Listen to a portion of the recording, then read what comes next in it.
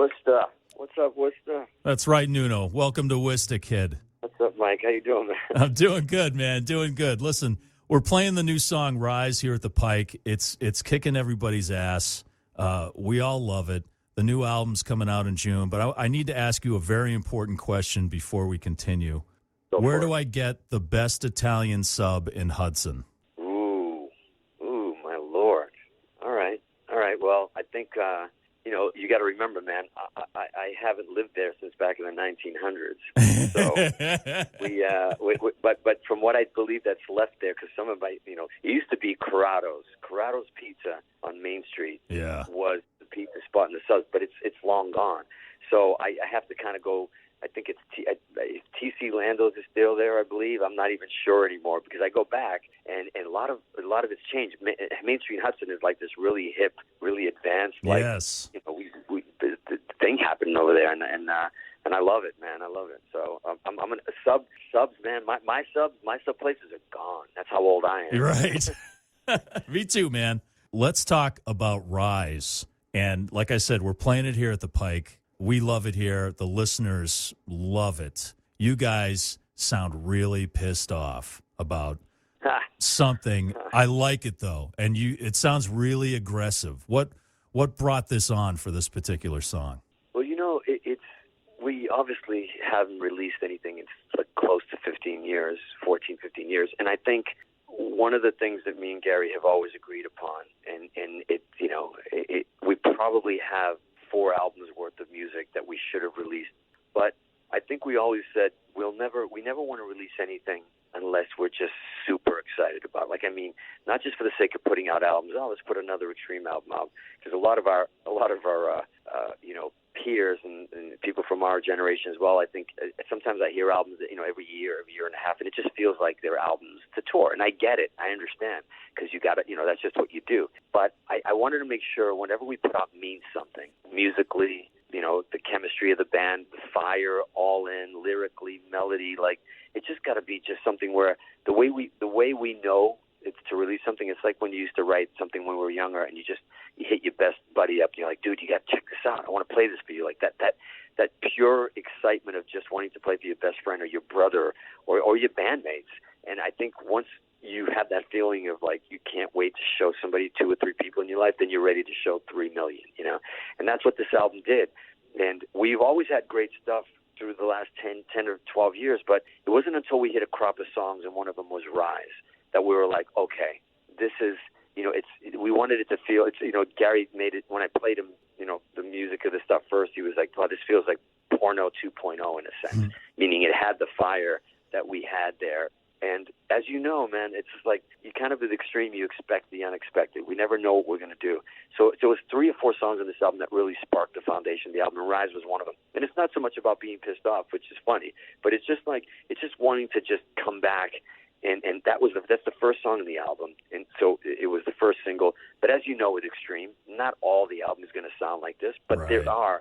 It's probably our heaviest stuff that we've done, especially throughout the album. There's some heavy pieces there, but it still it still has the feel of what we do vocally and lyrically, and it's the good news is we didn't try to be heavier. We didn't try to let's send a message. It was just we always organically play whatever the best album is at the time. That's what you're going to hear. The way you speak about talking to Gary, being excited about showing the other guys what you have, is that part of what has kept you guys making music together for, I mean, we're going on 40 years here, right? Is that part of it, the excitement to try to like kind of impress each other? Wow, 40. Did you have to say that out loud? I'm sorry.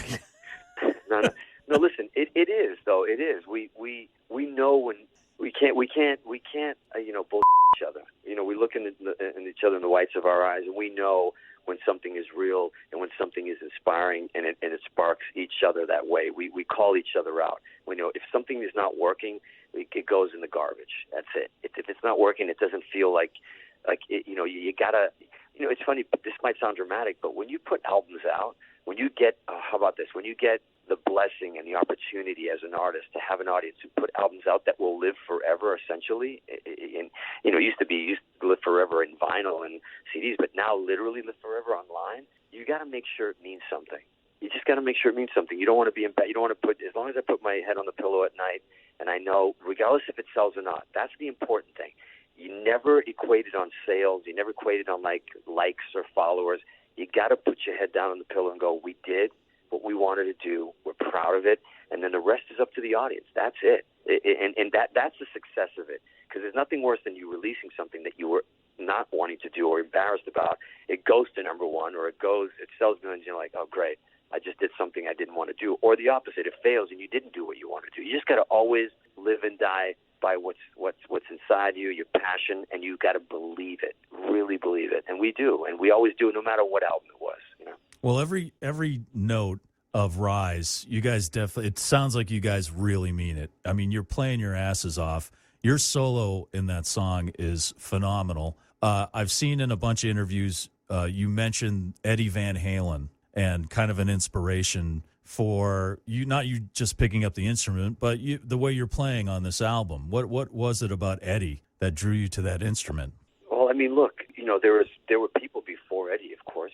Jimmy Page, Brian May, and there was so many guitar players. Neil Schon, there was so many players before that. But Edward came along, and it was like, okay, even all the guitar players that I mentioned, they saw it was like the mothership, some ship from another planet came down and dropped off, Edward, and then the second you put the needle drops on Running with the Devil, and you hear the beginning of that car horn or whatever it is that everybody's still debating about.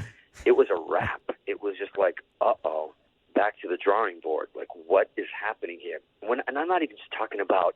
I'm not talking about like technically and how it's fast, and I'm not even, eruption, of course, but it was everything. It was the guitar sound, it was the production, it was the band, it was the chemistry, it was the vocals, and it rocked everybody's world. And how can you not? I mean, at 78, I was 10 years old. I mean, I'm sorry, 12 years old. That's why I quit high school. I couldn't do math. Even that simple math.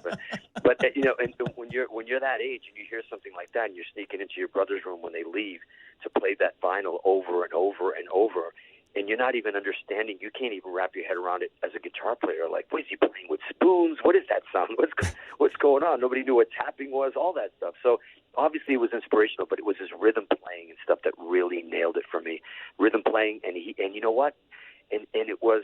I said to Gary, guitar-wise on this album, and I said to the rest of the guys, I said, I want to not only do what I do, but the reason, keeping that torch alive on behalf of Eddie, I didn't play the album for Eddie. I didn't do the solos for Eddie, but I was like, he always had, I want to bring joy back into guitar playing. I want to like just come back in a way where it's fun again. Eddie made it fun. Eddie was smiling through the whole thing. And it wasn't just the solos during the songs. It was the riffs. It was the harmonies. It was all of it.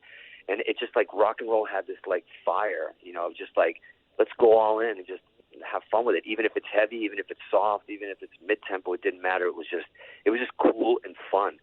And I think that's what everybody's responding to. And the thing with Edward was the Rise solo you're talking about, which was really interesting, is I was up recording that specific solo up in my house in the studio, and I remember Gary was in town because we were cutting vocals as well and some other songs, and he's hitting me up like the phone is blown up, and I'm in the middle of the solo, and I have to stay in the zone when I do any guitars. I don't like take a break and go eat. I'll starve for 16 hours if I'm doing guitar tracks and just stay in that zone.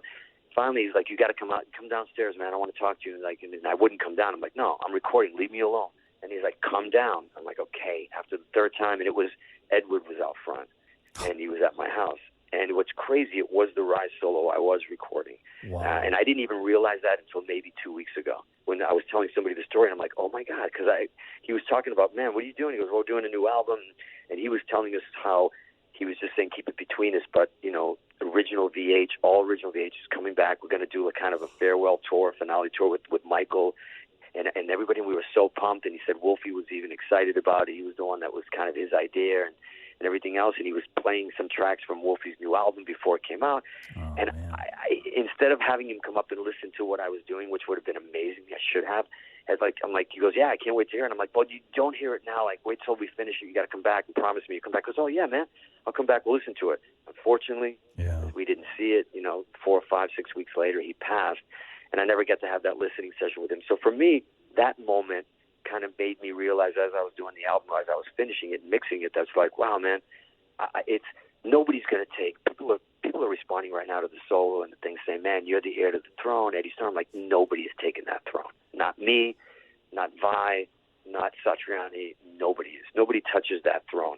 Only that's King Edward's throne. He changed the game. I'm one of his disciples, if you will. I have many influences, but he was probably my main. And all I can do is, I thought, you know what?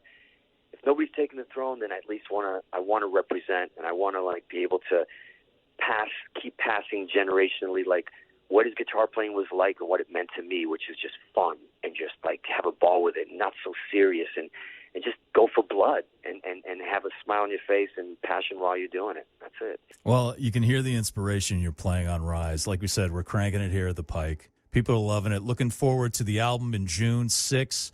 Nuno Bettencourt, thanks for taking the time today. Appreciate it. Hope to see you here in Worcester sometime soon with the rest of the band. Listen, it's always special talking to our home, to our home state and hometowns. Worcester's always, a big part of my heart. And man, the new album, three more singles and videos coming very soon. Nice. Thanks a lot.